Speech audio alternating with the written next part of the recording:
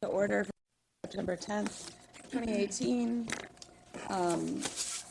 We do have at least one request to speak, and we'll put that on the agenda between the tab liaison report and before MTS and general manager's reports. So first up is the approval of the agenda. Thank you, sir. Is there a motion to approve? So moved. Second. Moved and seconded. Is there any further discussion? If not, all those in favor say aye. Aye. Aye. Agenda is approved. Next up is the approval of minutes for August 13th, 2018. Is there a motion to approve, or are there any changes or questions? So moved, Madam Chair. Second. Moved and seconded.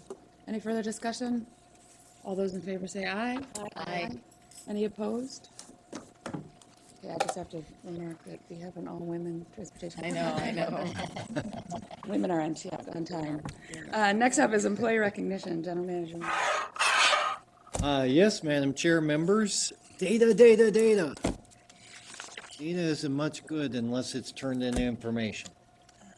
And it's really something when that information turns into action, and action it leads to improvements in our overall operations. And we're delighted to say we have some real talented people on Metro Transit staff who do that on a daily basis. And sometimes it yields to, I'll say, smaller, more modest improvements, and sometimes it can lead to some very significant improvements in our overall reliability and understanding of how our system operates. And that's what we're celebrating today.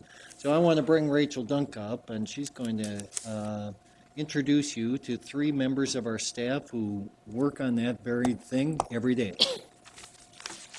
Thank you, Madam Chair, committee members. It's really my pleasure today to introduce you to 3 of our team members at Metro Transit. They actually all come from different departments or working groups in the agency.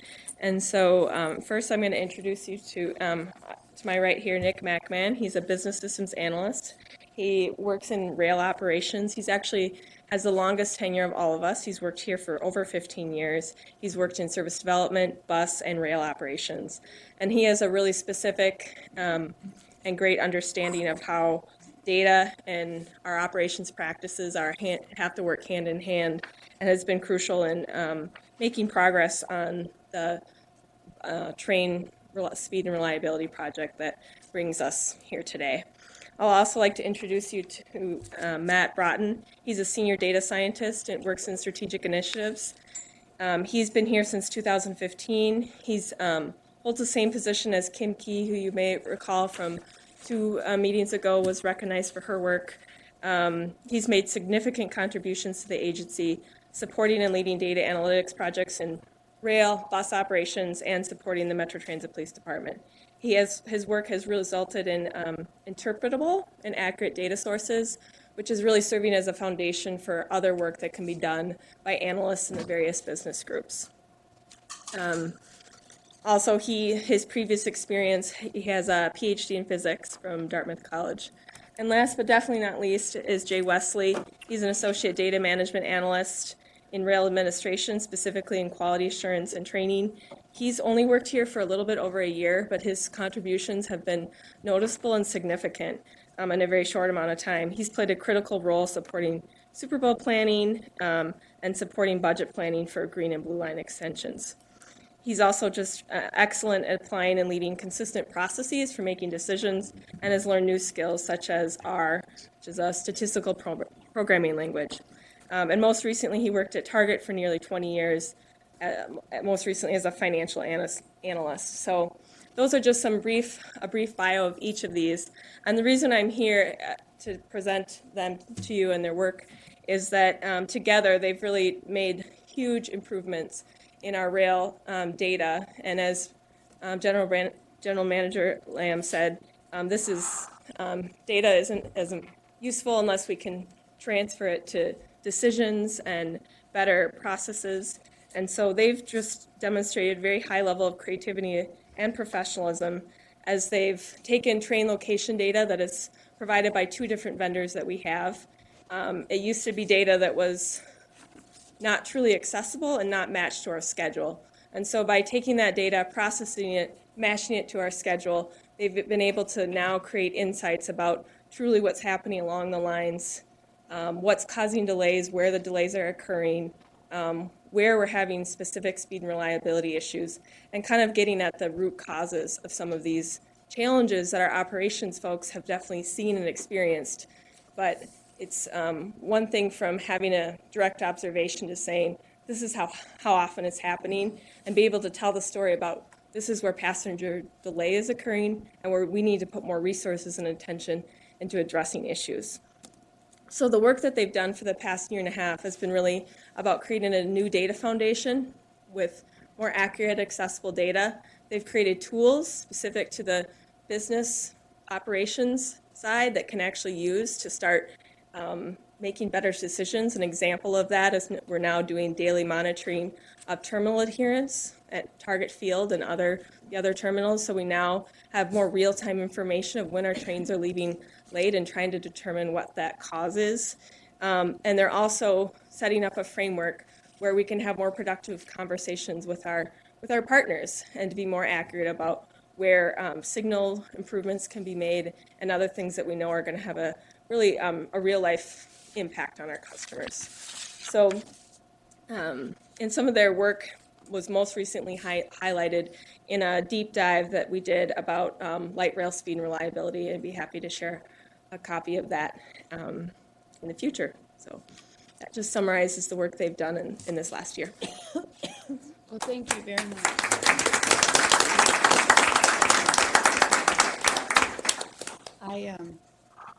I'm moderating a panel on big data geeks at Rail Solutions. I had to confess that I'm not a big data geek, but I'm your biggest fan. That's great. This one's. Oops, Took I them out of I order. went to the wrong person. Go to Matt first. Yep. Second. Great. Cool, actually, yeah. Matt, here's a box. MJ on the far end.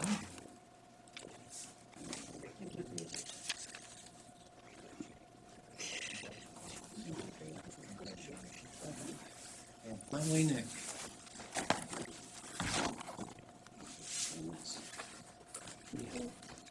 Thank you. Congratulations.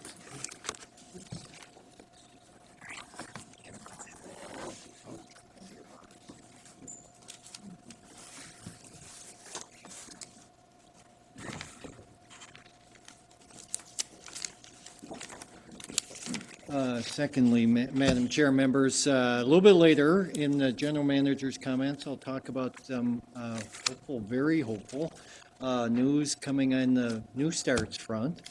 But one of the things that we've had to do in this last couple of years is be very flexible in terms of how we ask staff to assign their works, because these projects haven't gone to Hoyle all the time, and we've really been very fortunate by having talented people accept reassignments and then actually excel at them.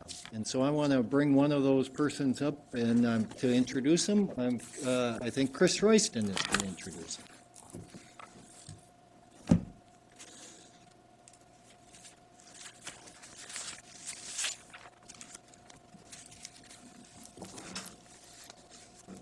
Madam Chair, committee members, my name is Chris Royston. I'm the manager of Light Rail Vehicle Overhaul and Special Projects. It's my pleasure today to introduce Paul Schindler.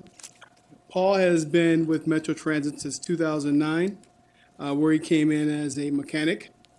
A couple of years later, he got opportunity to be promoted to QA supervisor. And in 2016, Paul was promoted again to the project office, where he is responsible for the specifications and procurement of the Type 3 vehicles. During slow down the work at the project office, Paul so graciously accepted a role in overhaul, assisting me as a supervisor of paint and body shop. That's been a temporary assignment that's lasted 9 months. In that role, Paul has helped develop some of the standing operating procedures for the rust mitigation program. That was a tough deal. The rust mitigation program is new to light rail vehicle maintenance, and there was no how-to book that we could open and say, this is what we do. We had to figure it out as we go. And Paul has been instrumental to me and to Metro Transit in helping us do that. Paul has demonstrated fantastic leadership ability and off-the-charts technical ability. And it's been a temporary role, and you can rest assured I've done whatever I could to try to make it a permanent role. He's not biting though. In addition to Paul's role with me, he's actually involved in the Metro Transit Management Development Program, and that's been an asset to me as well. He's taken those skills and he's brought them to the paint body shop, and he's implemented them and helped us to develop, again, standard operating procedures. So going forward, and I tell Paul this all the time, going forward, the things that he's helped us with, we'll be using those for years. So please, if you will, help me recognize, please join me in recognizing Paul Schindler.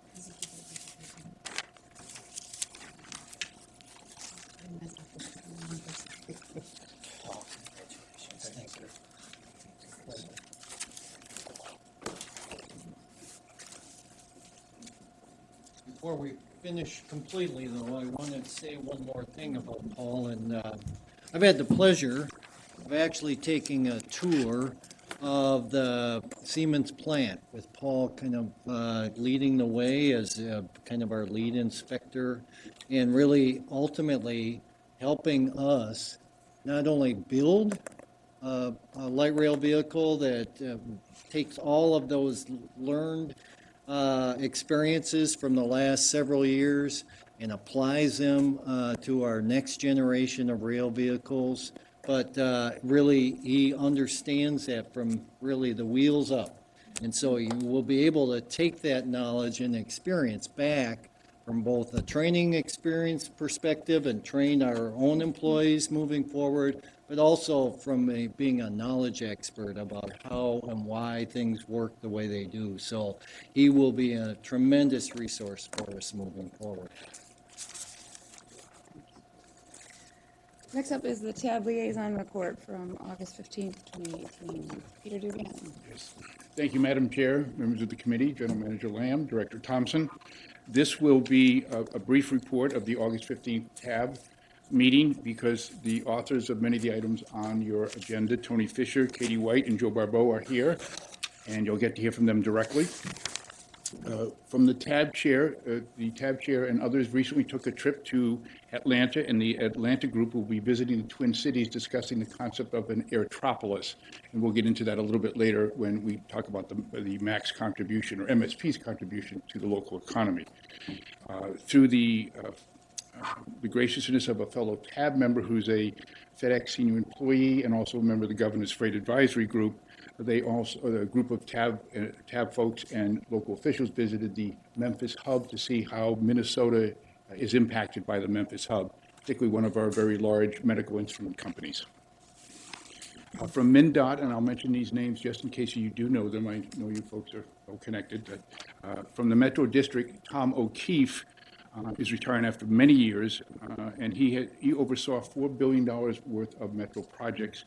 And Brian Isaacson is leaving Metro District to become the planning director at Ramsey County. And in regard to the MAC, in just a few stats, but they'll be very brief. In 2017, and I have their annual report here if anybody should want to see it. In 2017, the MAC expended in capital-wise $447 million on MSP and $8 million on the regional air. It's the 16th busiest airport in the country, and most of the money is going, or almost all of the money is going to modernizing the Lindbergh Terminal, Terminal 1, which is 55 years old. Time flies when you're having a good time. No pun intended. Come on, I thought I'd get a little laugh. Okay, it's a multi-year project. It goes to 2023, and additionally, there's the construction of the Silver Ramp, which will house rental car companies, the counters, and 5,000 cars done in 2020. In 2017, MSP provided 131 domestic destinations nonstop, 28 international, 38 million passengers, up 1.5%.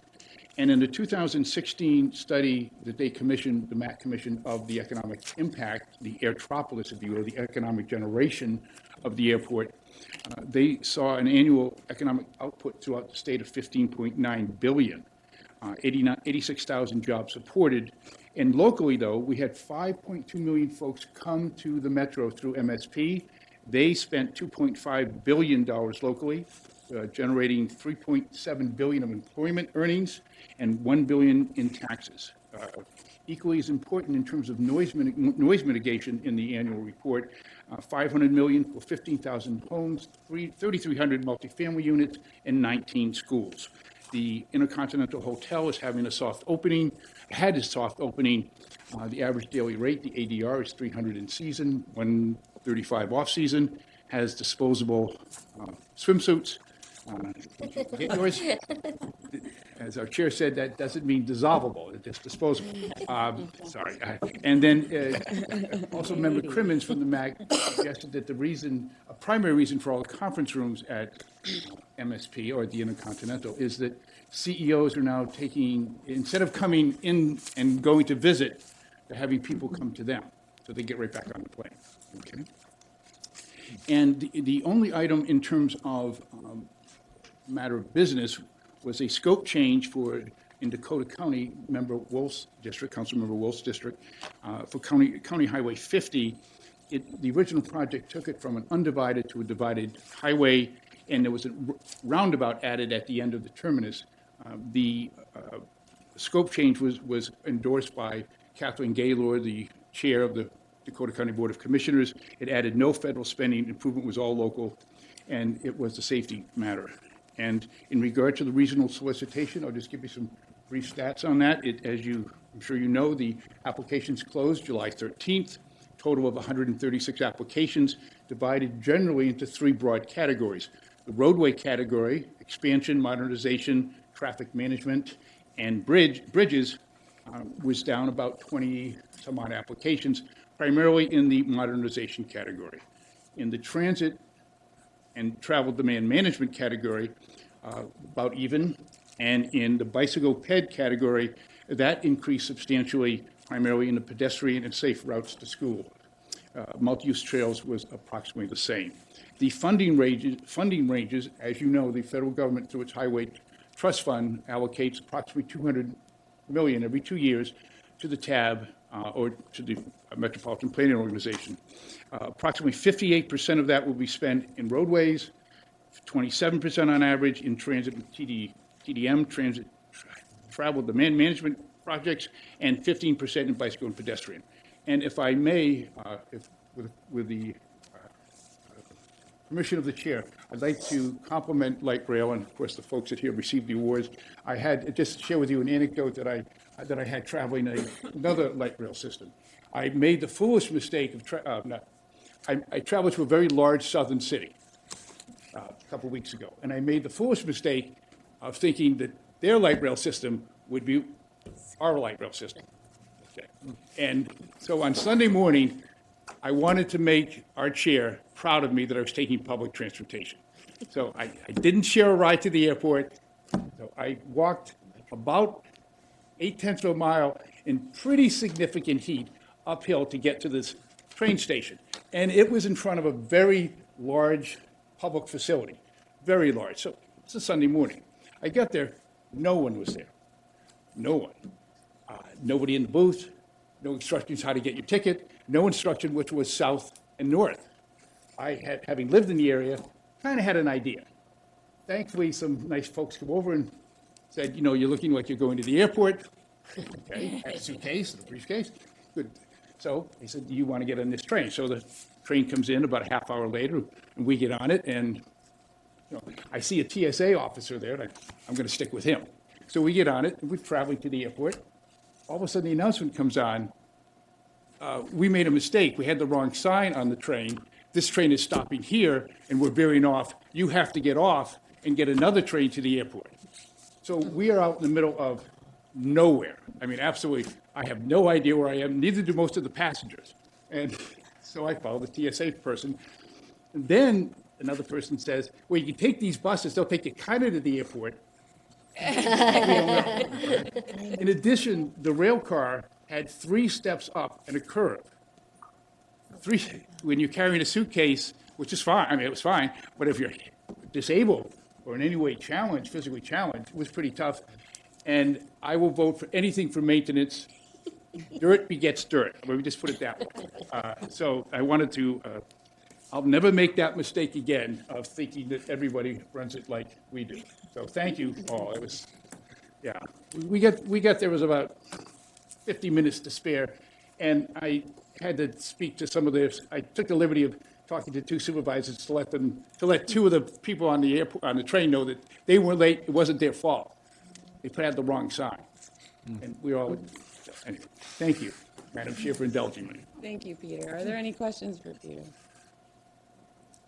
I did want to add one, this may be getting too into the weeds, but I think I've talked to the council, to the committee about it before. Peter did give the historical funding ranges for each of those modal categories, but one thing that the tab is tasked with is picking those funding ranges, and they were purposely in the update in 2014 made into ranges as opposed to specific points. So like roadway is 48 to 68%, correct me if I've got these wrong. Transit TDM is 22% to 32%, and bike and ped is 10 to 20%, right? So one of the decisions before tab will be, will you continue trying to fund them at the midpoint, which is what we've done in 2014 and 2016, and those were the percentages that Peter gave. Or you could fund, for example, roadway at a higher percentage, which of course would mean transit TDM and bike and ped would be less, or transit at a higher percentage and the others would be less. So that is one of the policy decisions that comes before tab. Thank you, Madam Chair. All right, at this point, we will hear from members of the public if they wish to address the committee on matters that are not on the agenda. We have one person signed up, Janet and I. And if you could confirm your name, and also if you're representing any organization. Yes. Is there a sign-up form? I do not see it anywhere. There isn't, but I will invite people who haven't signed up. You can go ahead and sit here. Here? Or Either. Wherever you're comfortable. Also, if you can limit your comments to 3 minutes, and just as a chance, not for the committee to engage in conversation, but just to listen. I understand. Okay. Thank you. My name is Janet Nye, and I live in Minneapolis. I'm here on behalf of Communities United Against Police Brutality regarding an incident with Metro Transit Police recently. So, the statement issued by Metro Transit about a recent incident involving a woman swearing at a bus driver provides an incomplete picture of what happened. The first sentence states that the video taken by a bystander is a small part of a larger incident. Well, why not release the bus video that shows what happened instead of putting out an unsubstantiated statement? The officer had completed his duty to protect the bus driver when the woman left the bus. He had no more reason to interact with her after that, since her action of swearing at the driver was not criminal, but a matter of non-compliance with transit rules of comportment. Her actual statement was not a threat, but merely an insult. Rather than letting the woman calm down in her own way after she left the bus, the officer continued to invade her personal space and told her to calm down and get the next bus. His lack of judgment escalated the situation. From a legal standpoint, she was free to go at the time he was telling her what to do. The officer compounded the problem by asking for her identification, which was not a legitimate request unless she was being arrested. He pulled her arm up behind her back as she protested loudly. He then wrestled her to the ground. This bad judgment by the officer could lead to a lawsuit against Metro Transit. One of the most important things a police officer must know is the parameters of the job. People's First Amendment rights are extremely important and must be protected. Improper procedure by police can mean abridgment of people's rights, but it can also mean criminals escaping prosecution through technicalities. Looking forward, we would hope that law enforcement has more important things to do than policing people's language and comportment, and in fact, officers could use some work on that themselves. Thank you. Thank you. And I would like to leave a record of this with. You want to bring it up here? That'd be great. Thank you. Is there anyone else who wishes to speak?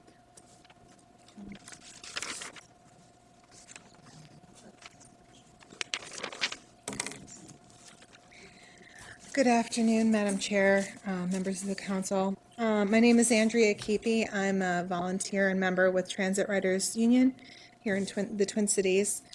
And I would just like to briefly say that I stand in solidarity with the comments of Communities United Against Police Brutality, as well as the comments of Black Lives Matter, which, as you know, urged a one-day boycott of transit service, which I honored. So I've lived in Minneapolis-St. Paul since 1996, and since I moved here right out of college, I've been a transit rider. Over the last 5 years, I have not owned a car, and so my transit ridership has become more regular. I'm here today to urge you to seriously reconsider the approach to fares, policing, racial profiling, racial discrimination, and worker protections as part of your service. And I'll let you know why I believe these issues are clearly interconnected. Metro Transit police are ostensibly on buses and trains to protect me, a taxpayer, a rider, a fare payer of the system. But that's not my experience with Metro Transit police. When I see Metro Transit police, they invariably ignore me, even when I've forgotten to pay my fare or if my go-to card is empty unintentionally or malfunctioning. As a regular rider, I am not perfect. Like a lot of people, I have moments of distraction. I do my best, but sometimes I do forget to swipe my card or I forget to fill it the night before. And as a woman who travels in the Twin Cities, I don't usually keep cash on my person. But I have never even received a warning for that, even as a regular train rider who is sometimes on the train 2 or 3 times a day in the wintertime when I'm commuting back and forth between the Capitol building from my job in the winter, on buses, even when my fare card is empty. They simply wave me through. They barely even say a word to me because I'm not profilable. I'm a middle-aged white lady. Sometimes I'm wearing a suit on the bus. Frequently, people of color, especially African Americans, do not have this experience. They're hassled, questioned, or lectured when their card is empty, when they don't have exact fare. Maybe they forgot a quarter at home. Maybe it's in the bottom of their purse. This treatment is not fair. And in addition to the stress that comes from underfunding, causing the service problems that are too familiar to riders like myself. People of color, you can't really blame them for saying, you know, after a few of those interactions, as soon as I can afford it, I'm never taking the bus again. And that's how you lose ridership. And not just ridership, but the critical core city ridership that is the basis of a workable transit system. And none of this is, I'm sure, news to you. And in fact, there are examples. I believe there was a study from Canada which showed that the gentrification and the building of high-income units in the center city, which used to be the base of the transit ridership, was pushing people of color to the edges of towns where there is not reliable transit, and they were losing ridership as a result. We do not want to set up a system or worsen a system that cannibalizes the service. This punitive racialized enforcement does not help me. And it, as a symptom of the endemic racial disparities in our community, is tearing us apart. And that's why you have Governor Dayton bragging about how the Minnesota miracle continues, where our economy is great. Our economy is great for white people, and we have some of the starkest disparities for people of color. So that's the most serious and damaging effect of this policing, and if for no other reason than working on our equity problems as a state, I know this is not unique to Metro Transit, but as an institution, we need to deal with it. I think that at a minimum, we must seriously rethink our approach to policing and fare collection on transit. Now, it's been pointed out to me that under state law, fare inspection must be performed by a law enforcement officer. I would urge you to, especially with our new legislature, which will convene next year, to change this law and allow a non-policing system of fare inspection, similar to that occurs in other cities, where the fare inspector is a civilian, more like a meter maid. This is a better and less punitive approach. And the short term. And as I've argued to this body before, but you're going to keep hearing a lot more about this from me, I would also argue that we need a more serious and substantial long-term solution to this problem. By focusing on fare enforcement, we discourage ridership. Making the fare transaction such a focus of attention does a number of things that are bad for the transit system as a whole. First of all, and this is obvious, one of the reasons why people love the A line so much and the green and blue lines is that fare enforcement slows the ride. It takes the time and attention of bus drivers to deal with fares, and for those who do use mostly the train, trying to run to the platform to catch the train and swipe your card slows you down. I have personally missed a lot of trains on that. Secondly, it distracts the bus driver and it puts them in a tense, fraught position. Of course, most of the time we know transit is far safer than driving. Transit is safe. However, and of course, most transit riders are peaceful, respectful people. However, like in any system, there are occasionally people who get violent, and most of the time that violence occurs around fare collection. So now we have transit workers, I think, reasonably demanding for a divider that they can move into place when they feel threatened physically to help keep them safe in the event of an alteration. That may be a very good short-term solution, and I think we should give our workers whatever they demand. However, we need to think bigger about this problem. Third, and I promise you I'm wrapping up soon, fares themselves depress ridership. We saw this most recently with the fare increase that was the result of the defunding move by the legislature. And as you know, I was right there pushing for you guys to get the fare funds you needed. At a time when car services like Lyft and Uber are increasing traffic and are cherry picking away transit riders from us, and as well, because of road construction and, population growth, congestion in general is worsening, we should be looking for ways to increase ridership and make it easier for the lowest income riders to use it. Now, this has many benefits. I'll just go over briefly. We all know about the environmental benefits of reducing air pollution, reducing asthma incidents. This is particularly important here, right next to the incinerator, and all of the environmental justice implications of air pollution. There are the quality of life benefits of keeping traffic reasonable and reducing wear and tear on our roads. We don't need any more of that with our freeze-thaw cycle. And finally, the racial and economic justice benefits.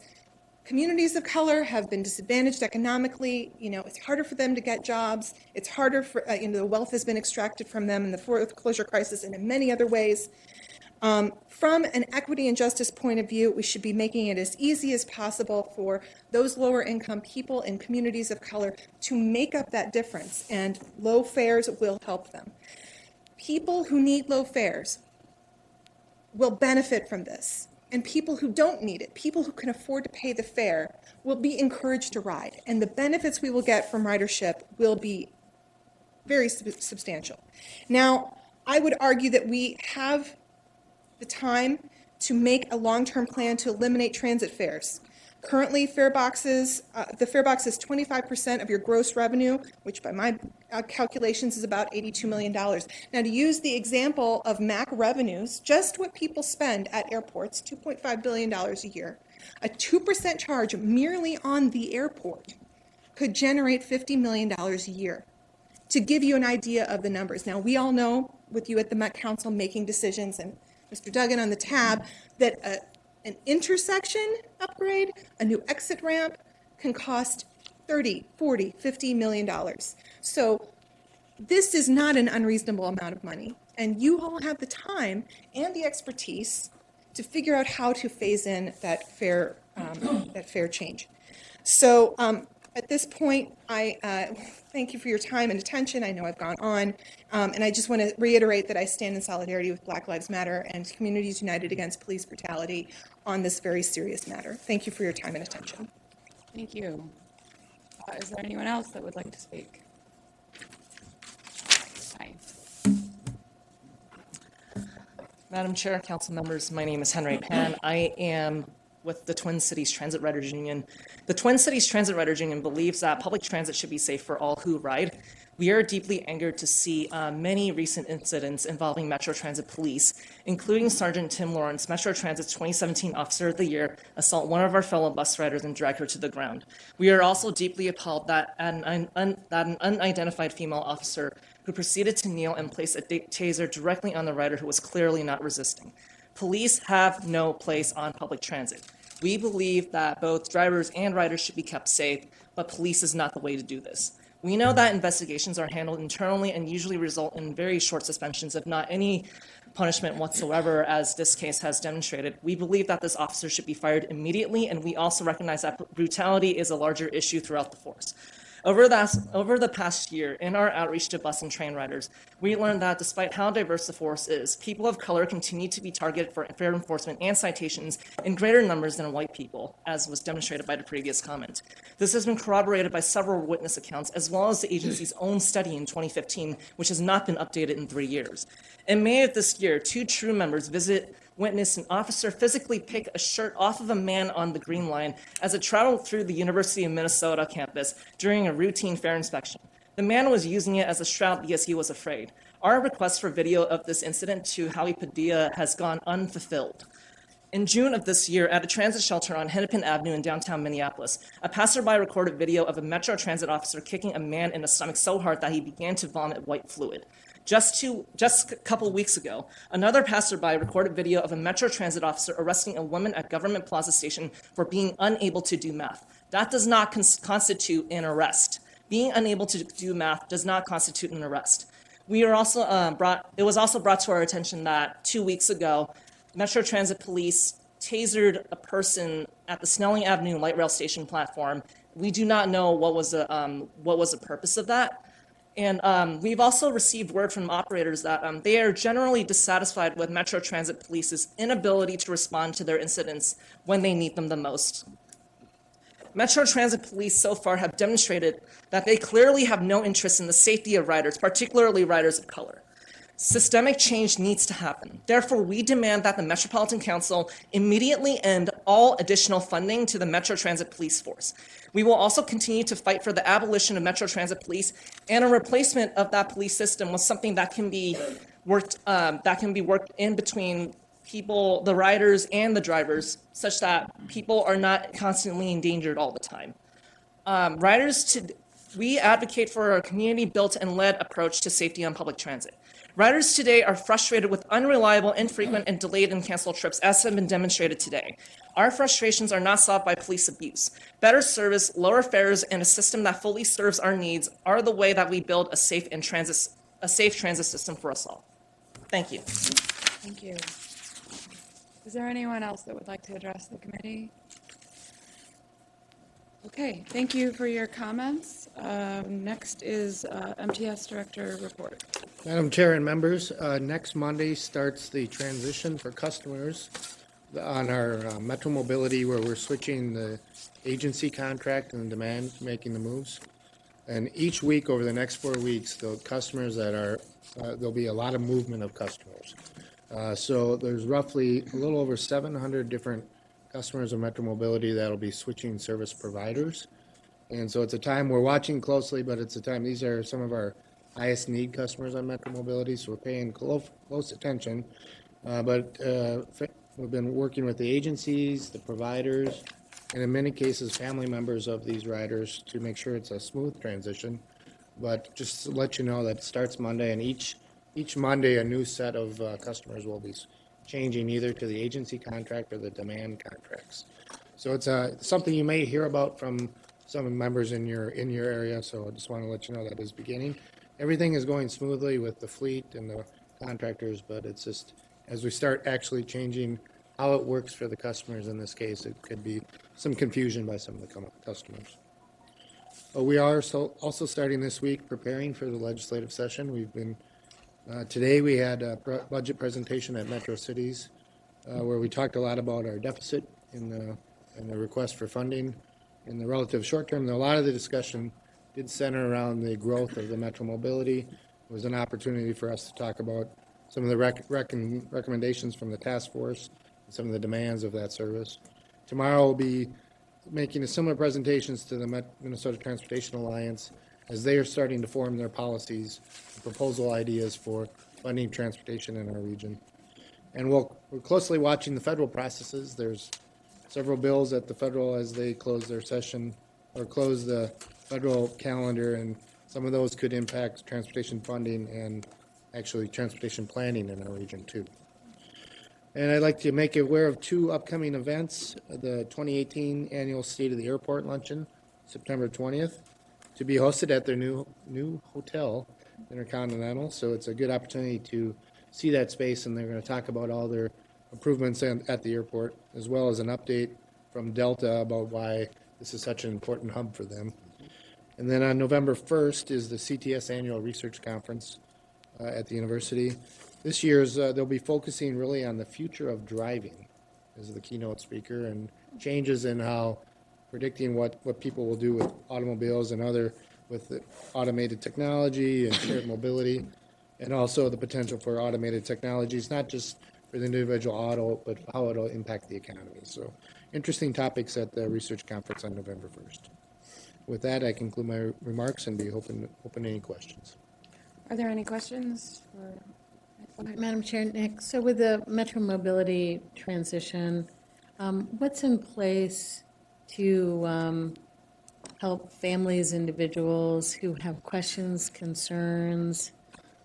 There are a couple of recommendations on that, Madam Chair, Councilmember, is that each of the agencies, we've worked really closely with the agency that they're at, either they're transitioning to or from, so that they have really good, the staff there has been really well praised of it. The contractors themselves and the phone numbers, they've been given all the information on if there's certain situations they can make phone calls to the different providers itself. And of course, our Metro Mobility Customer Service Center is available. But really, I think the agency that deals with the family also is a good point of first contact if there's some issue on any given point. Can you send us that list of contacts for each agency, so if we get calls from people, we can direct them appropriately? Yes. Thanks. Are there any other questions?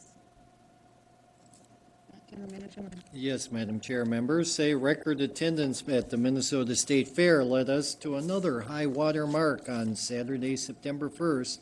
By the end of the day, we provided nearly 85,000 rides to and from the fairgrounds, our highest single-day ridership since the free shuttle service ended in 2008.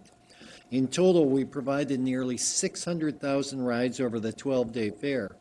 Total ridership was down from last year's record ridership, about 10%, which we attribute to both the service adjustments and then the poor weather on several dates. When it rains, fairgoers kind of tend to find parking space closer to the fair because they know that it's available, more readily available. But our recent ridership highlights include July ridership exceeded the same month last year for the first time in 2018. More than 6.6 million rides were provided in July, which is up about 0.5% from last year at the same time. Remember, we were projecting about a 4.5% ridership loss that would last for 12 to 18 months after the fare increase of last October. Preliminary ridership suggests that the green and blue line each saw the best ridership month ever. More than 1 million rides were taken on each line, and this would be the 7th time this year that the green line has set a new monthly ridership record. Green line ridership is up about 4% this year, topping about 8.8 million rides. And later this month, we expect to surpass 1 million rides on our Transit Assistance Program, which has provided qualified individuals access to $1 fares since last October. And in an upcoming meeting, we'll give you a better overview of how the TAP program is faring overall. Second of all, I want to mention that council members are invited to come to see our bus operators in action and then even test your own skills at our upcoming bus rodeo. The annual skills competition will be held at the Como Avenue parking lot at the State Fairgrounds, and it begins this Saturday and then continues next Tuesday and Wednesday and Thursday. So any of those days that would make that you could be available, usually wraps up about 1 o'clock in the afternoon. Terrifying. Yeah. It's terrifying for me as well. As I promised, there is some good news on the federal front. Last week, the FTA announced appropriations to 2 of the 5 U.S. regions with new starts in their engineering status. Nearly $99 million to the Santa Ana and Garden Grove streetcar in California, and $100 million to the Seattle-Linwood Link extension in Washington State. The other 3 regions include LA, the Twin Cities, and North Carolina. The FTA also announced the allocation of 2 small start projects, just over $25 million to Albuquerque Rapid Transit Project, and almost $25 million to the Indianapolis Public Transportation Corporation, IndyGo, Red Line Rapid Transit Project. There is still more than $1 billion unallocated for the additional CIG projects. FTA indicated it will publish additional fiscal 2018 allocations in the near future. And then finally, wanted to build off the ridership successes that we've just talked about. We recently launched our annual fall marketing campaign. The campaign encourages people to ditch the drive and join the ride, and includes several billboards on high-traffic corridors, including 35W, I-494, and I-94. The campaign is an extension of the theme we've used in our I-35 marketing, which emphasizes transit as an effective way to avoid the stresses and hassles of driving. The billboards and other marketing pieces will be out through October. You're seeing some examples here, and we'll conclude with a short little video that will be part of the overall campaign.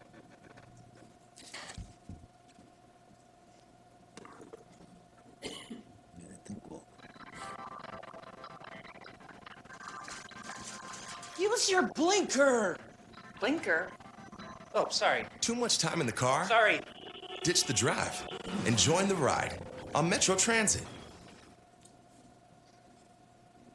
I think there might be one more.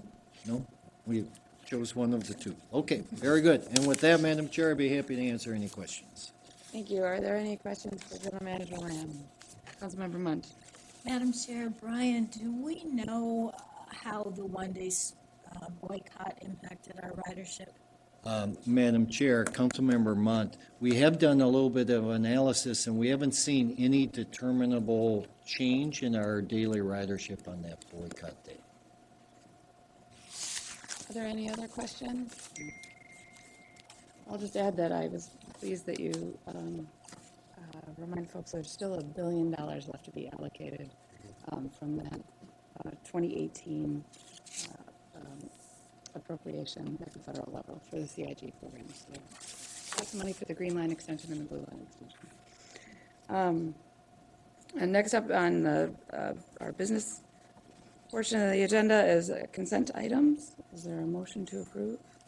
Move approval, Madam Chair. Second. Moved and seconded. Any further discussion? All those in favor say aye. Aye. Any opposed? And the consent item is approved. Non-consent 2018-186 is the 2019 Unified Planning Work Program. And Katie White is here. Chair and members, my name is Katie White. I'm a senior planner at MTS. I'm here today with an overview and summary of the 2019 Unified Planning Work Program, or the UPWP. This is a document and title that the federal agencies FTA and FHWA require us to complete on an annual basis to act as both a public information document about the scope of the work of the MTS Planning Department and the MPO, but also as a grant application for 80% of our operating dollars for both salary, overhead, and then also consultant consultant work as well. This is 80% federally funded with a 20% local match, although I'll talk more in depth about the financing section in a little bit. The UPWP identifies activities required by federal regulation. These are things that we must do, like the UPWP itself, the TIP, which Joe will present on after me, the regional solicitation, other things that occur on a routine basis. We talk about the planning priorities for the metropolitan area as a whole, and we identify the consultant spending that we hope to do to help answer questions of regional significance and importance for the transportation system. So we also have to include this narrative structure, which is a description of what we do, and then also some hard dollars associated with that work. The UPWP is created in consultation with MnDOT, Minnesota Pollution Control Agency, and the Metropolitan Airports Commission. This also includes pretty active participation from TAB and TAC as well.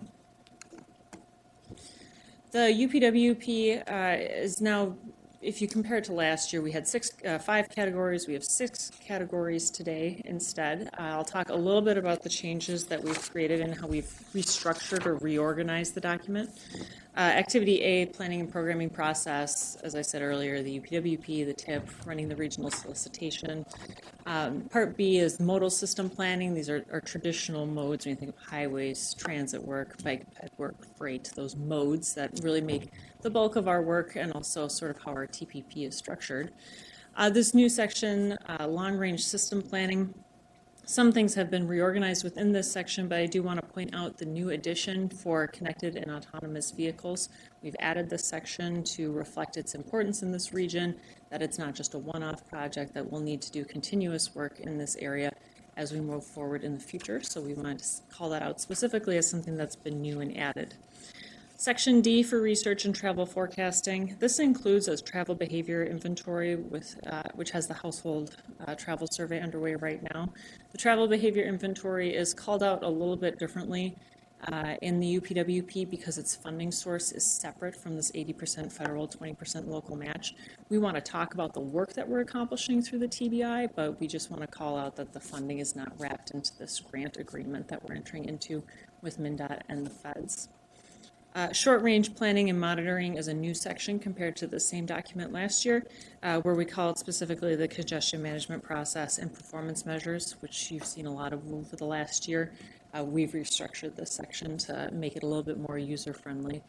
And then section F, I like to spend a little bit of extra time on because this is not required through FTA and FHWA.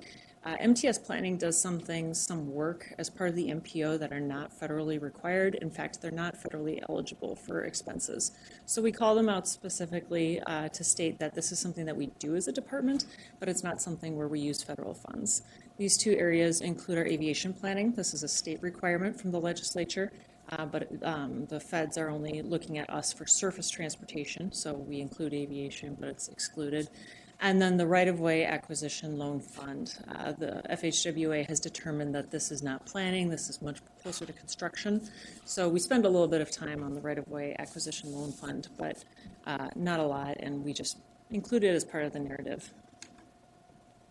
So the changes to the 2019 UPWP were in the narrative and also in the financial portion. This was the result of our 2016 Transportation Management Area Certification Review, which was, we had folks from US DOT and DC and local come in and evaluate the function of the MPO, and they requested that we restructure the document in a couple of different ways. So we met with representatives from FHWA and MnDOT Central Office earlier this spring to talk about changes that we could make to the 2019 version of this document that would be meaningful and meet their objectives.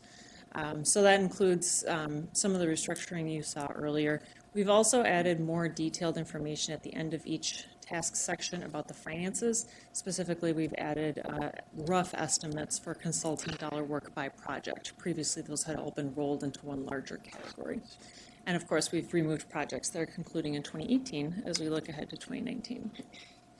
So projects that are currently underway right now that we will continue to work on in 2019 include the Congestion Management Plan, the Household Travel Survey through the TBI, and a regional solicitation before and after evaluation. Those projects beginning in 2019 include a regional bicycle transportation network refinement and concept progression study, bus service allocation work, and various model improvements to improve our forecasting capabilities. So this is the final slide. We're looking at the budget. We get a dollar value every year from FHWA on what our estimated 80% federal total value is, which is $4.2 million for 2019. This dollar value has remained fairly flat over the last few years. It goes up with population, but it's pretty consistent. The council match in this scenario is $1 million. However, due to the pretty aggressive consultant program that I just went through over the last couple of slides, the council is proposing an overmatch of $1.4 million to provide a more robust planning program next year. This means that instead of an 80% federal portion with a 20% local match, we're looking at an overmatch of about 35%, 34 or 35%. So it's a pretty significant commitment to advancing the work of transportation planning in the region. And there are other smaller contributions as well across the MAC contributes for our aviation planning because it's not federally eligible, of course. So Chair and members, I'm happy to take any questions at this time about the narrative, some of the projects we're planning for the next year, or about the budget itself. Madam Chair, Katie, this weekend I was reading about Minneapolis's 2040 comp plan, and they were using national numbers that said that 45% of trips are related to going grocery shopping and running errands, and that number was important to them because they believe they can reduce 37% of those trips by putting groceries and stuff closer to where higher density is. I'm wondering, do we research what those numbers are regionally so that we can get a better grasp of that rather than using national numbers? Sure thing, Chair and members. The travel behavior inventory does ask about shopping habits, and I don't remember seeing groceries in particular, but we do ask about the number of trips made for those kinds of purposes. So I can talk to our modeling team at the office and get an answer for you about what that looks like in the Twin Cities specifically. Are there further questions? My memory is that the percentage for entertainment and errands and other trips it's fairly significant percentage and higher than just work alone, but not higher if you add work, school, and trips while you're during your work day, is my memory. Chair members, that is correct. Non-work trips are much higher than work trips in the region. All right, thank you very much. Is there any further discussion or is there a motion? So moved. Second. Moved and seconded. All those in favor say aye. Aye. Any opposed? Motion carries. Thank you. Next up is 2018-233. It's the TIP. And Joe Barba. Thanks, Madam Chair. So, very similar to the UPWP, we have an approved Transportation Improvement Program, or TIP, from the Transportation Advisory Board that's going through this board and the council for concurrence. There's not quite as many changes to the TIP, except for many, many projects.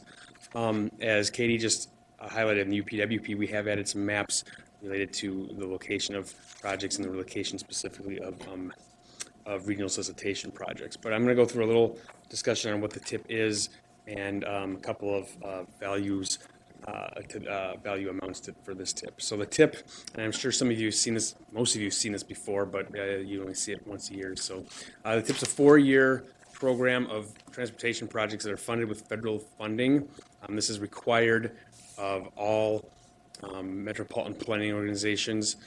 It also serves as the regional capital improvement program for use for federal transportation funds, which is a transit designation, I believe. And it includes all projects with federal transportation funds and any projects that affect air quality, regardless of how they're funded. And these are prioritized by year. It's a 4-year TIP. Fiscal years 19, 20, 21, and 22. We are actually early in fiscal year 19 right now. So you see this on TIP amendment action transmittals at times where we talk about the 4 criteria for projects and for amendments to the TIP. Any project in the TIP or any amendment and change to the TIP has to be consistent with the expected funding level that is fiscally balanced. That means the TIP itself is not a wish list. There isn't a list of projects that will happen if we suddenly find a pile of money. If we do find a pile of money, a process to amend projects into the TIP would have to occur. That's consistent with the Regional Transportation Policy Plan, the TPP, which you'll be hearing about very soon. It's in conformity with Clean Air Act requirements and has an opportunity for public input. So the projects, how do the projects in the TIP? So there's essentially there's 3 types of projects that you might see in the TIP. The TAB and then the council program, the Regional Solicitation and Highway Safety Improvement Program projects in the TIP. These are funds that are provided by the feds to the region for its own distribution. You'll see a lot of action related to the Regional Solicitation in the coming months.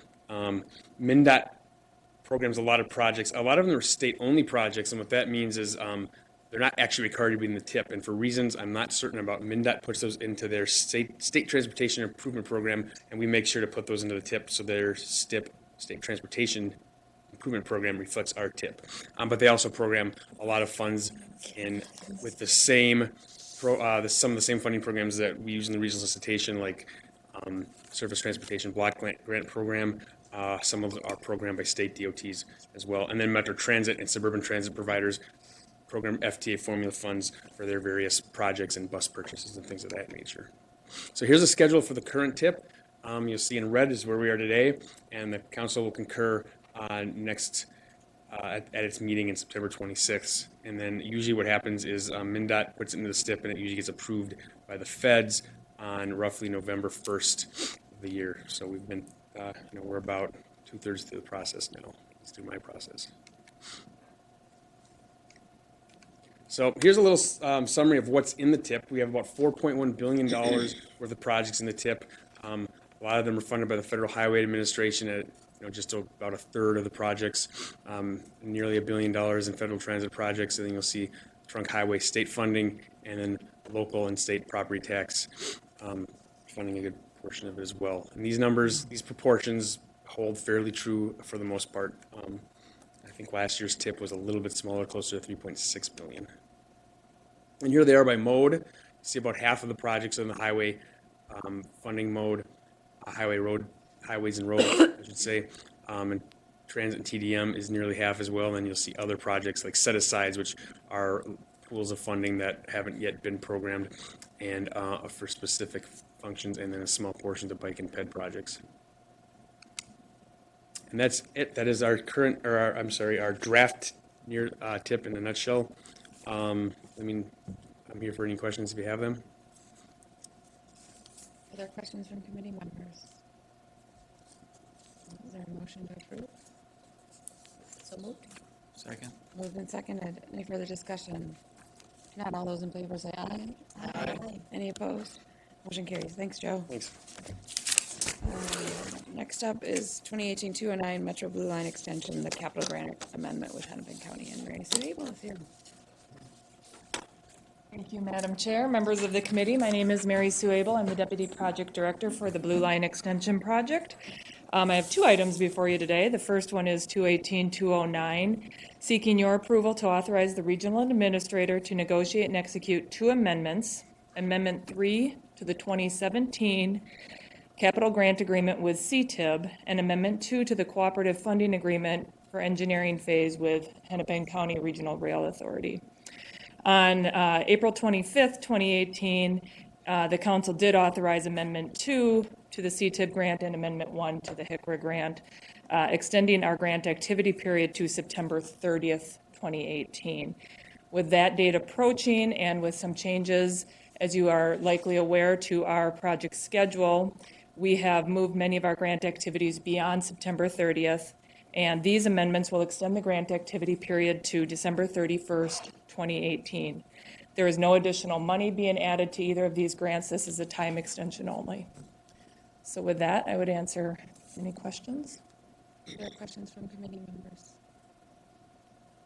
I move the the issue, Madam Chair. Second. We have a motion and a second. Is there any further discussion? All those in favor say aye. Aye. Any opposed? Motion carries. Thank you. And you got the next one also, 2018-2010. I do. In this item, I am seeking your approval to authorize the regional administrator to negotiate and execute a subordinate funding agreement with MnDOT for design fees in the amount of $750,000.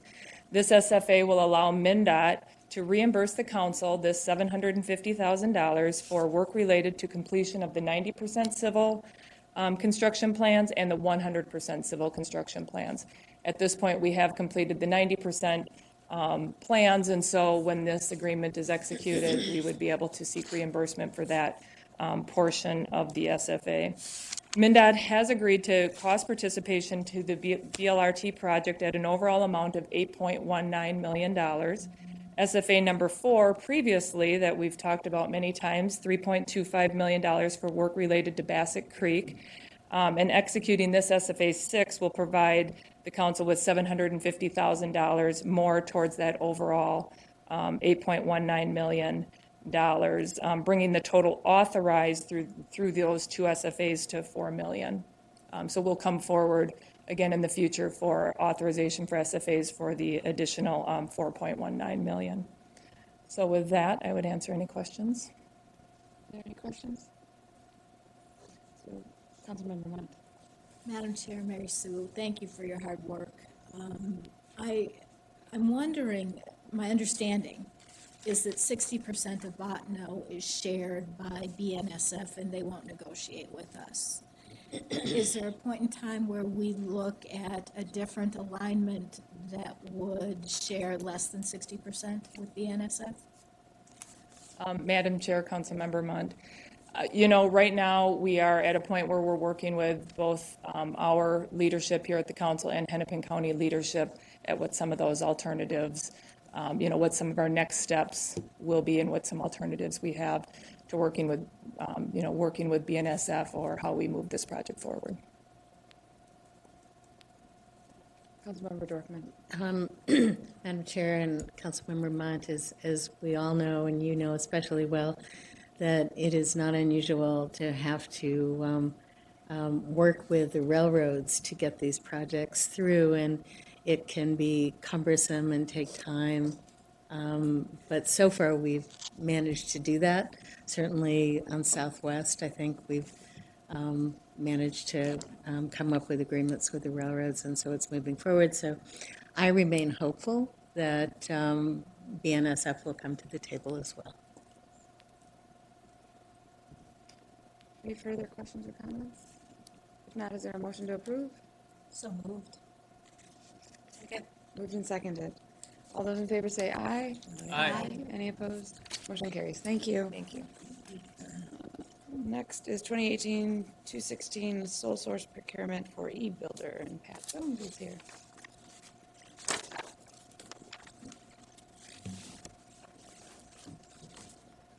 Evening, Madam Chair and committee members. I'm Pat Jones with Metro Transit's Engineering and Facilities Department.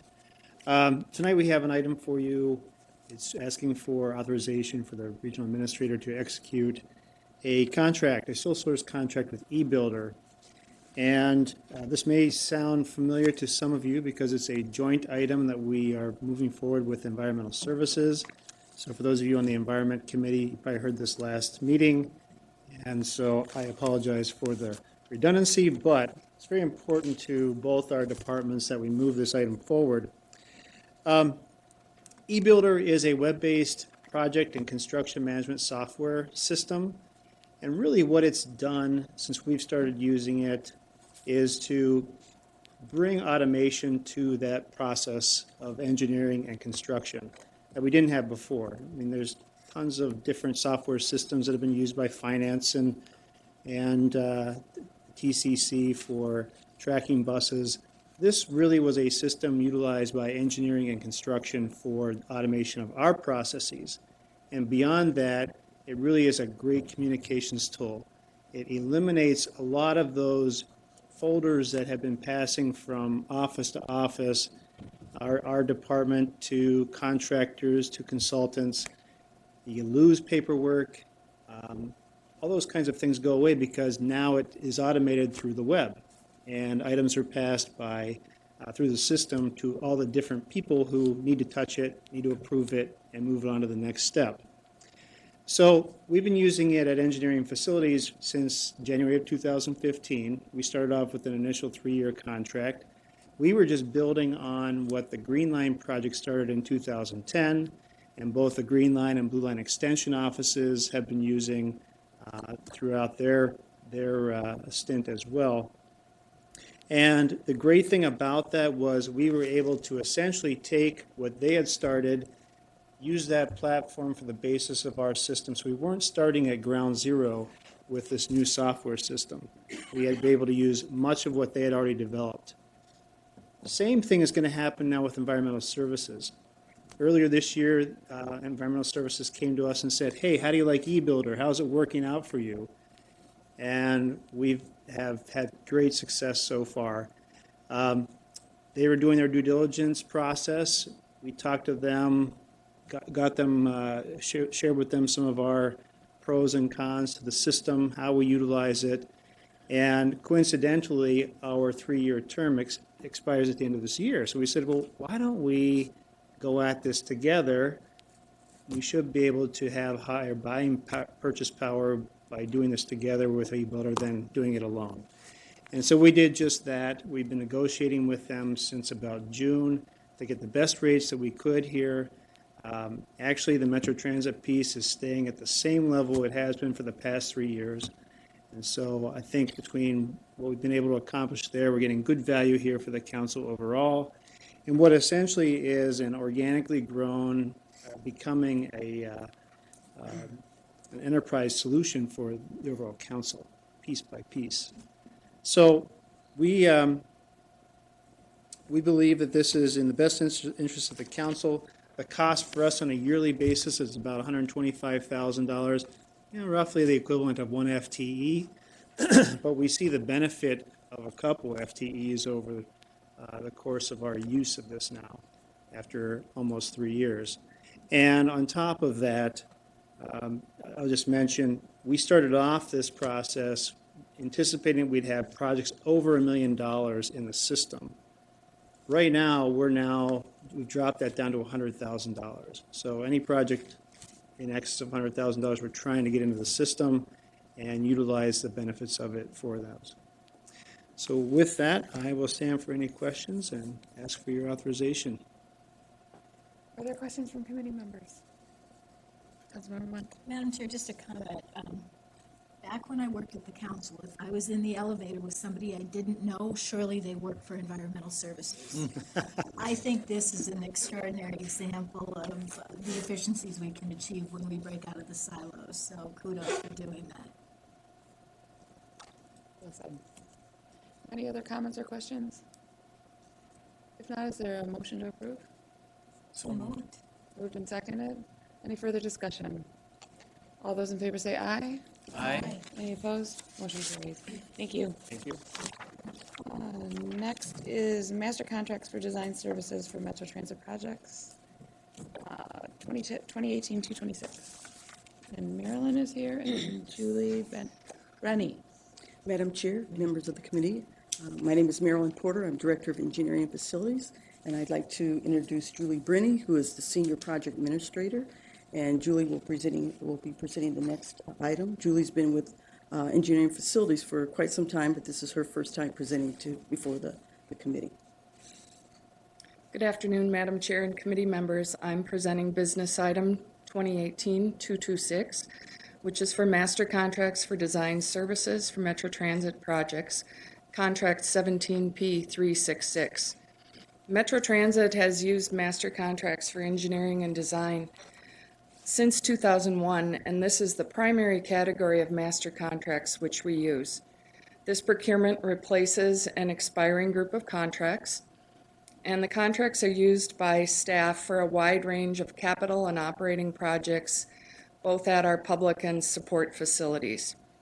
The contracts also will be used by our BRT Small Starts office. They've been used historically by the project offices and the TOD office. New with this procurement we worked with the Office of Equal Opportunity and have included a 15% DBE goal. And in addition, 6 of the firms recommended by the evaluation panel are DBE firms. We are requesting authorization to award 20 contracts of varying dollar amounts for a total procurement of $7 million. The contracts will have a term of approximately 4 years. That concludes my presentation. Are there any comments or questions from committee members?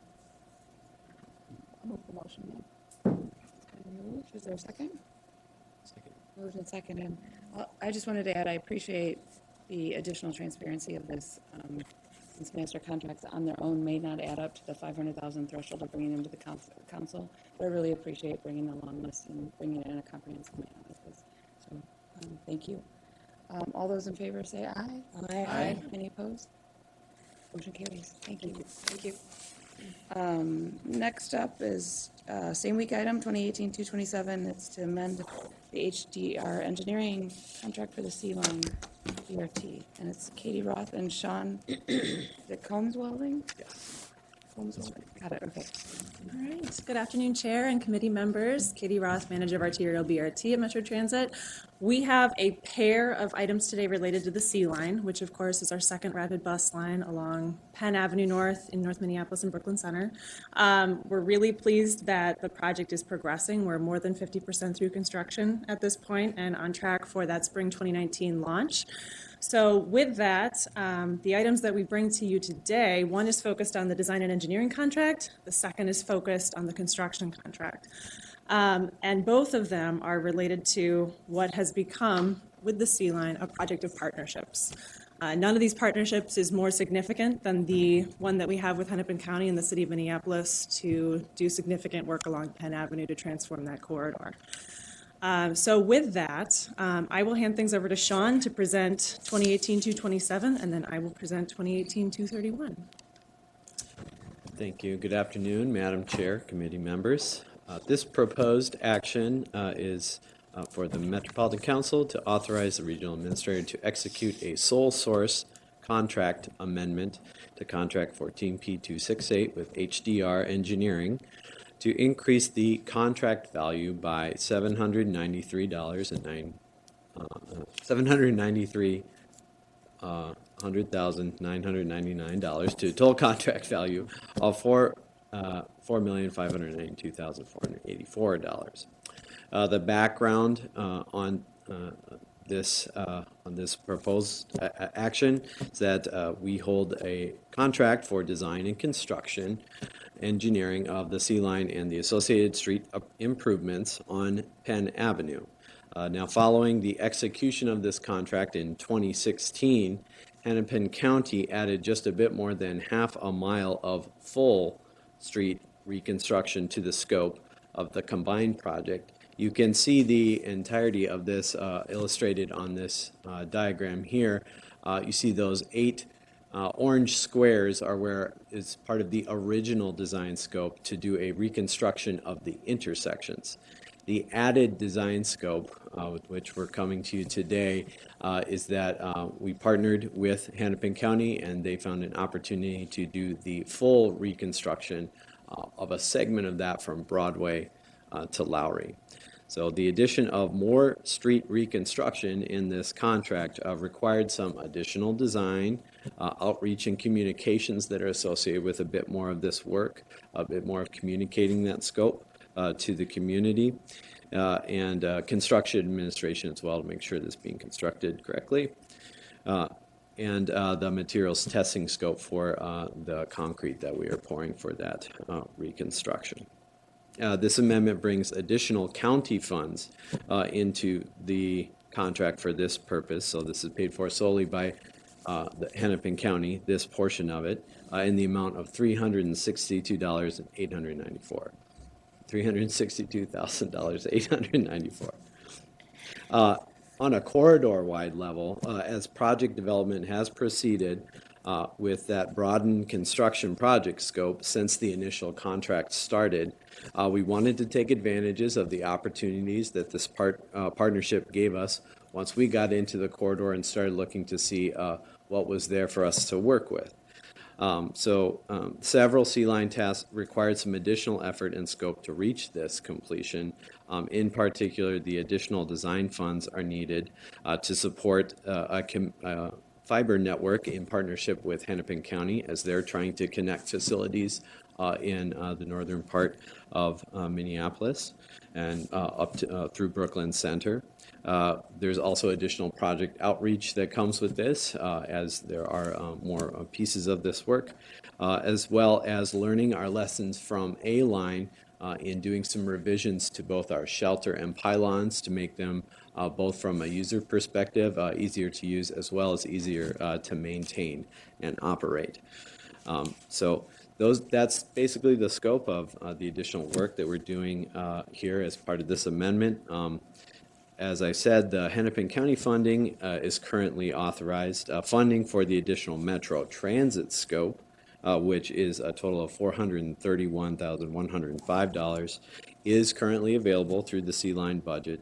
And funding for the additional Hennepin County scope is available already through the agreement 15I-080, amended for this purpose following council authorization in February of 2018.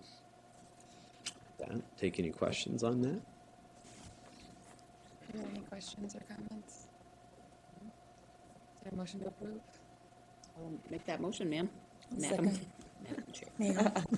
Moved and seconded. Any further discussion? Chair Rodriguez. If not, all those in favor say aye. Aye. Any opposed? Motion carried. Thank you. Next is 2018-231. All right, so I will present on 2018-231. I'll use this map as the basis to start. As we look at the corridor, in summer of 2018, Hennepin County and the City of Minneapolis approached us with a request to include additional work beyond what's shown on this corridor map here today. So they came to us to ask for 3 additional signal systems on the Penn Avenue corridor between Golden Valley and Olson Memorial Highway to be constructed in 2018. And while not included in the base scope, these improvements would benefit the project partners, they'd benefit corridor stakeholders through less disruption, and they would benefit Metro Transit through having the work being completed prior to launch in spring of 2019. The change order itself can be authorized at the staff level as delegated by the council through our 10% change order authority on the construction contract, which is shown here. The change order authority on this contract, as we think of it, as we deliver both the C-Line project and the Hennepin County Penn Avenue project together, we think of there being 2 separate purses of change order authority. So as we look at what's been expended of our 10% of the initial contract value, there is capacity to accommodate what amounts to essentially a $720,000 signals change order. However, following this change order's execution, without the requested increase in change order authority that this action brings to you today, the Penn Avenue portion, the Hennepin County portion of our change order authority would be completely depleted, and all but about 24% of the C-Line portion of the change order authority would be depleted. And this is prior to entering the systems phase of our construction, where some of the risk does still lie in the project. So, the proposed action before you today is that the council authorize additional change order authority for the construction contract in the amount of $720,000 above the currently authorized construction change order authority. This would bring us to a revised change order authority of $2,017,611, or 15.5% of our initial contract value. So with this action, we are not requesting that any additional funds be authorized to this. All of the funding for the signals change order is available and would be fully funded by our agreement with Hennepin County. There wouldn't be any C-Line participation in the additional change order or triggered by this additional change order authority request. It would simply allow us to return our change order authority to initial base levels outside of this significant change order. So with that, I can take any questions on this one. Are there questions from committee members? Is there a motion? So moved. Moved and seconded. Any further discussion? If not, all those in favor say aye. Aye. Any opposed? Motion carries. Thank you. In terms of what goes on consent or non-consent for the full council meeting, The Unified Planning Work Program is an annual resolution that we pass. Is the committee comfortable with consent on that? Yes. Okay. Non-consent would, I think, is the tip, just because it's, even though that's annual as well, but it is extensive list of projects. The blue line, the capital grant amendment and subordinate, that's also a routine extension. Is that okay, consent? Non-consent would be the same week item with the sole source for e-builder. I think the master contracts could be consent, but the two next same week items would be same week, or I'm sorry, would be non-consent. Is the committee comfortable with that? Okay, great, thank you. Our first information item, we are going to have to delay because our staff had a hard stop at 5:30. We had to catch a flight. So we'll go to the LRV live data collection projects, and Ed Meyer and Jay Wesley is here. Wesley, sorry.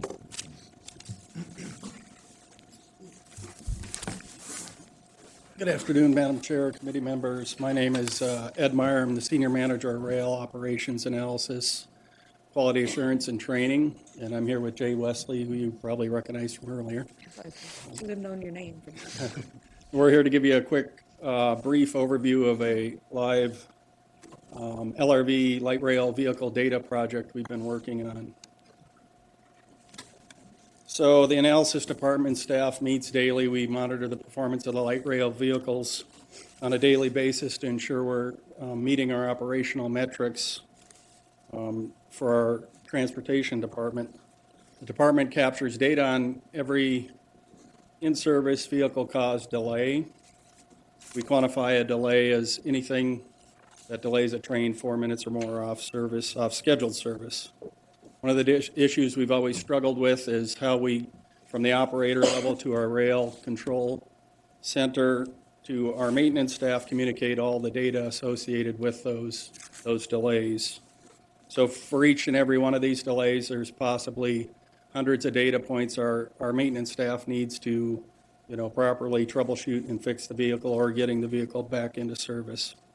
So in 2016, we started a program to investigate how we could view the live data the vehicle is capturing and generating, and view that data live simultaneously in a back office web-based system. This type of system would allow our rail control center supervisors, our maintenance folks, and our operators all to see the same data that the vehicle's capturing, to help us troubleshoot and return service to our customers and increase speed and efficiency. So with that, I'll turn it over to Jay, and he'll give an overview of the project. Thanks, Ed. Madam Chair, committee members, good afternoon. So as Ed mentioned, our current state kind of involves a series of human communication when we experience a light rail vehicle failure out in service. So our operator will need to communicate with the rail command center to let them know what the problem is. Command center lets our maintenance group know what that issue is, and we work to, as quickly as possible, restore that vehicle back to service. Once the vehicle returns back to the maintenance facility, then we have the ability to actually gather data from the vehicle itself and ascertain more of exactly what the problem was with the vehicle.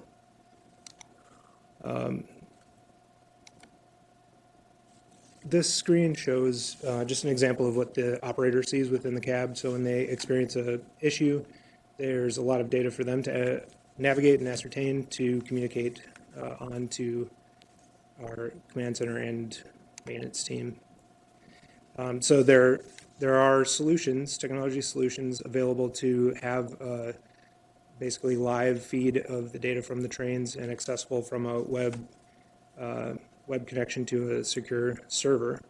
And in August of 2017, we began a proof of concept trial with one of those solutions called ICOM. It's made by Norbremse, who is a major supplier of our brake parts for the LRVs. This was a no-cost trial whereby NOR provided the equipment and software to us free of charge in exchange for information about how the system performs on their side. The system was installed by Metro Transit technicians. We gave them kind of the challenge to determine the best placement of the system on our trains, and we installed them on 6 of our Type 1 Bombardier manufactured trains. And our technicians did a wonderful job of kind of taking up that challenge and figuring out the best place to put the equipment. So just for visualization purposes, on the left-hand side is the control board for that system, and then on the right-hand picture shows the transmission antenna, and this is all at the top of the train. So I'll give you an example of where that system resides. The software provided with this particular platform provides some ad hoc reporting capabilities to us, and just, oops, sorry. Just an example of what that looks like. We have the ability to look at individual component systems of any train or groups of trains over ranges of time that we want to look at. The system also geotags those pieces of information, so if we wanted to, we could look at where those incidences occurred on a map of our alignment. And it also provides a graphical representation of the train, its live status, so we can see which systems are currently working and which ones are having trouble at any moment in time. We also anticipate additional uses for this data beyond enhancing the communication between our operators and the command center and vehicle maintenance teams. We can utilize this information to refine our preventative maintenance schedules. We report LRV failure information to the FTA as part of our annual reporting, and this would enhance that.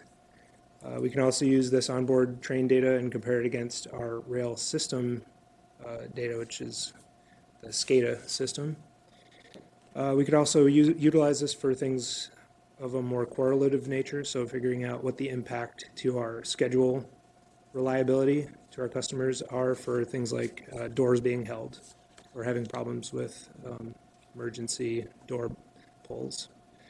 We also anticipate many more uses to come to light as we learn more about the system. We also plan to do a similar trial on a competing technology on our Type 2 Siemens manufactured vehicles as well. So with that, I was going to open it up for questions, but if you had anything additional. Nope. With that, we'll open it up for questions, Madam Chair. Thank you, Madam Chair.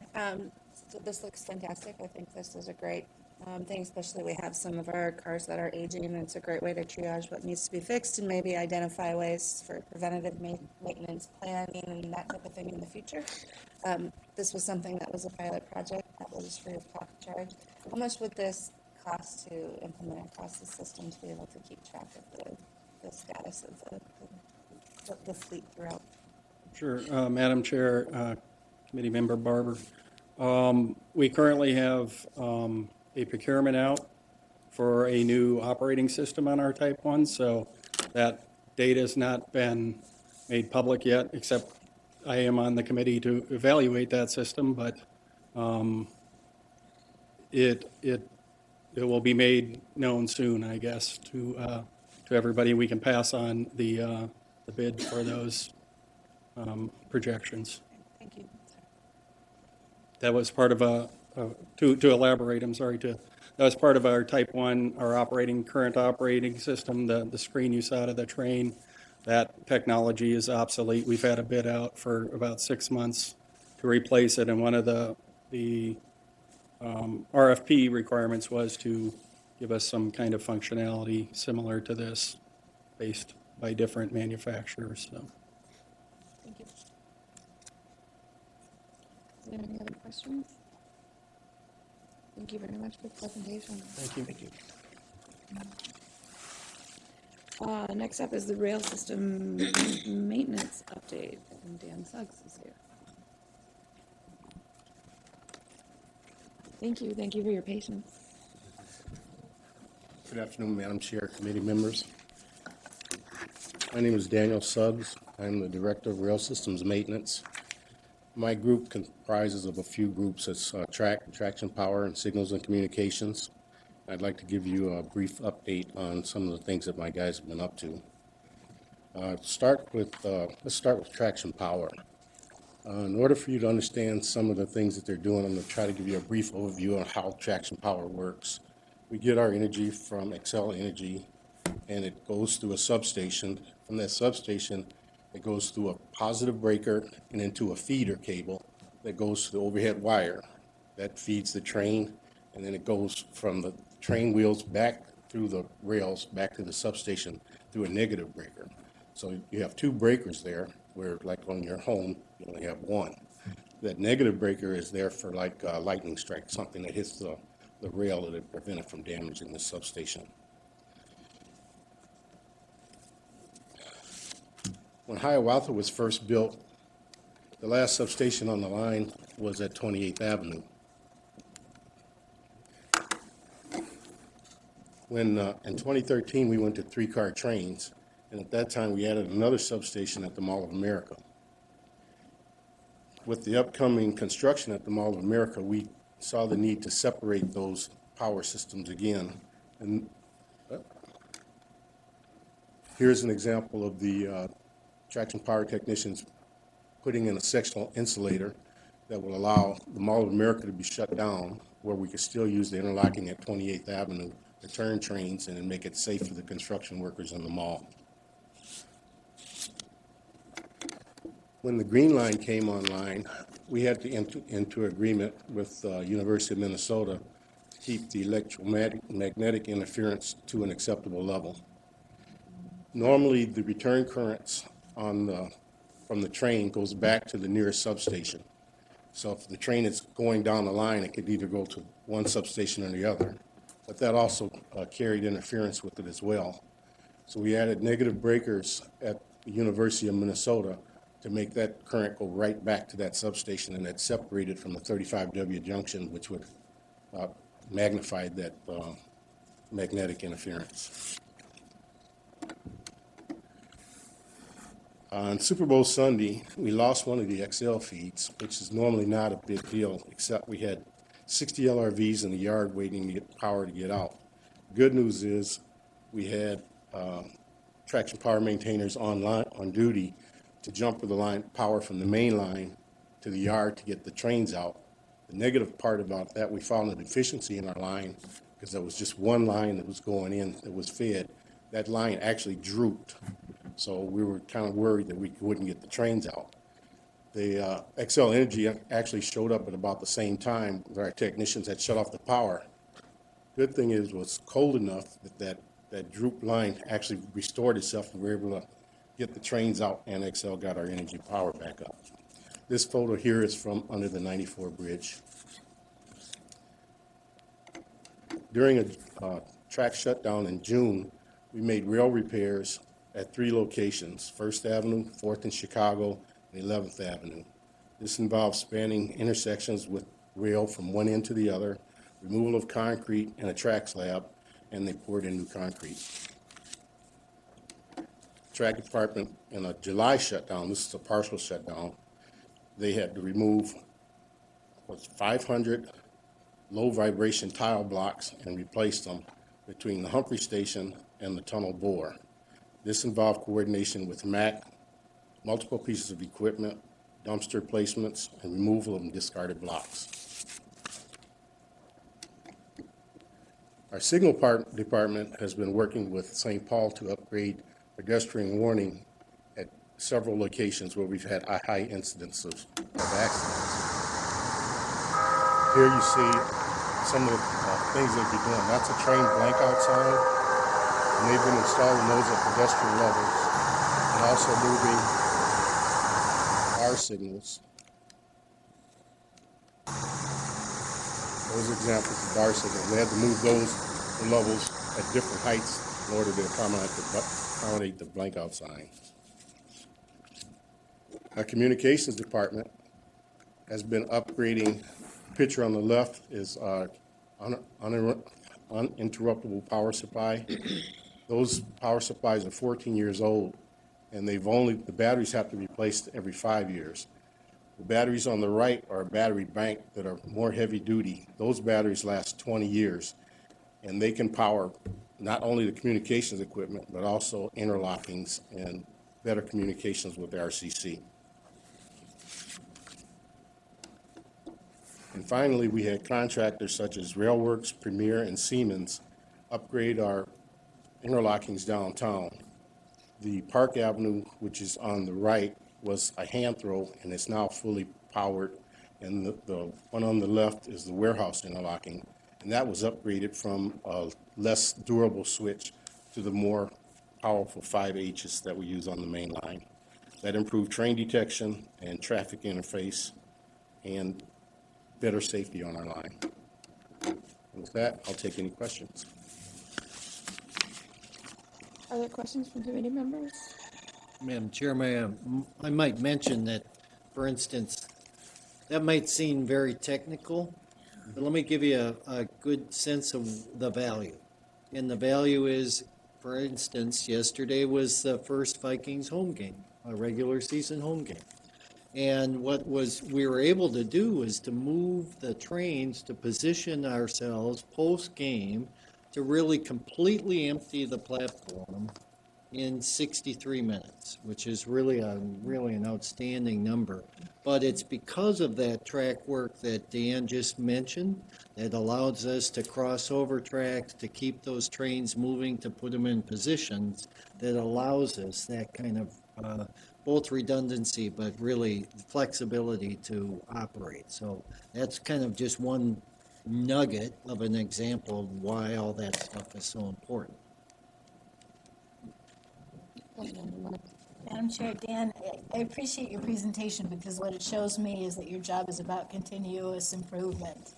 You know, even technology, since we built Hiawatha, has made leaps and bounds. So kudos for your work. Thank you, Madam Chair. I just have one quick question. Quick question. The blue line redundancy that you built in, does that mean that if what happened on the Super Bowl when the one line sagged? Sorry, What happened I don't was- follow the technical part of it. Does that mean that now there would be a redundancy? Madam Chair, we haven't completed that process, but what happens is there was just one line that goes out to the main line on that overhead wire. And we tried to jump right in from the outside in, so all that current was coming through that line and trying to feed 60 trains in the yard. Not a good idea. So what we have to do is put additional feeds in so it doesn't just go through that one line. There'll be a line here and then a line on the other side of the line and another feed on the other side. That would make it redundant so that all that power doesn't go through that one line. Thank you. You're welcome. I now understand. Are there any other questions? Thank you very much. Our final information item is Northstar Operations Maintenance Update, and Tony Herbert is here. Thank you, and thank you for your patience. Thank you. Good afternoon, Madam Chair, committee members. My name is Tony Aber. I'm the director of Northstar Commuter Rail. I'd like to take a few minutes to share with you some of Northstar's operational highlights. These will include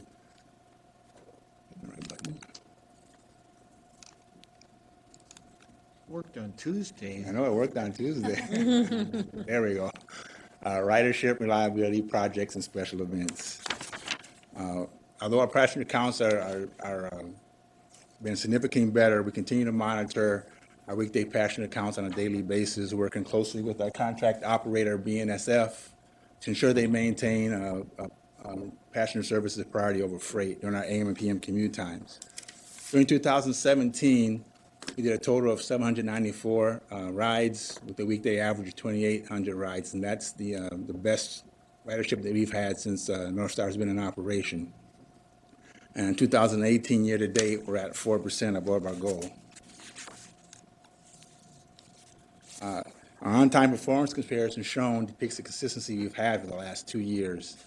Our on-time performance as Northstar is measured from end to end within 5 minutes of the posted schedule. In 2017, we're at a 93% of our trips on time, and to date, in 2018, we're at 91% of trips on time. The two downward spikes you see there in the graph there in 2014 and 18 were due to BNSF track work. Last year, we completed a major project, and that was Positive Train Control, PTC. A quick history of PTC overview. Positive Train Control is the system that is installed on the trains and on the railroad, and when fully implemented, is designed to reduce the risk of head-on collisions, red signal violations, run-through misaligned switches, and exceeding speed restrictions. Northstar was fully implemented in September of 2017, and we have been in full PTC operation since that implementation with no impact or on-time performance. We also were one of the first commuter rail services to have Positive Train Control installed and operational before the December 2018 deadline. And we've also been leading the commuter rail industry with by providing the Positive Train Control testing software for the rest of the commuter rail services in the United States. That picture there on your lower right is the drop table. In July of this year, we issued the notice to proceed to begin construction, and that's going to take place. Construction will start sometime between late October, early November. When the construction is completed, it will provide a more safer and efficient operations and aid our technicians in the axle replacements.